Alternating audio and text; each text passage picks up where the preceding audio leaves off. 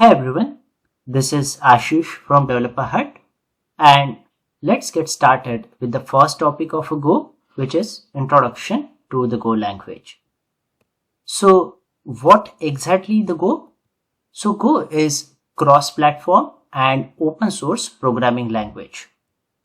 It is used to create high-performing applications. It is very fast, statically typed and compiled language. Go is very simple to learn and very efficient. Go is developed at Google in 2007. So what exactly Go is used for, right?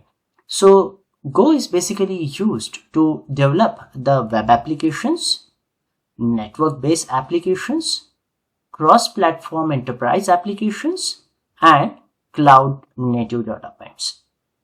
So why anybody choose Go, right? Because Go is very easy to learn. So if you are already aware about C, C++, Python or Java, then it's very easy for you to learn the Go programming language. Go has very fast runtime and compile time. It supports concurrency, which is ability to do multiple things at the same time. Go also has built-in memory management.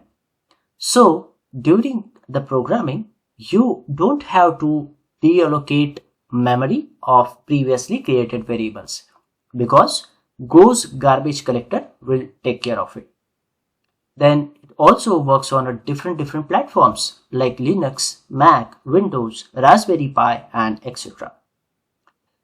So these are the few comparisons between Go, Python, and C++. So Go is basically statically typed language, which is same as C++. However, Python is dynamically typed language. So basically, statically typed means the type of the variable decided at the compile time and not at the runtime. Go also has very fast runtime, which is similar to C++. However, Python has a slow runtime. Go and C++ both are compiled languages. However, Python is an interpreted language. We will see more about compiled and interpreted languages in our upcoming sessions. Go also has fast compile time compared to C++ because C++ compiles very slowly. Go also supports concurrency with Go routines and channel. We will see more about concurrency in our upcoming advanced section.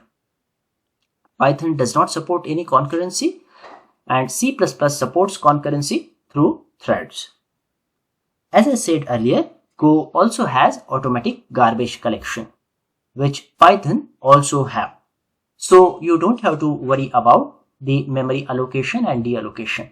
However, in C++, these languages does not have automatic garbage collection. You have to deallocate the memory manually. Then Go does not support classes and objects. It does not support any object-oriented features as of now. However, Python and C++ supports object-oriented concepts like classes and objects. Also, as I said, Go does not support inheritance as well because it's a part of object-oriented programming language. However, Python and C++ supports inheritance.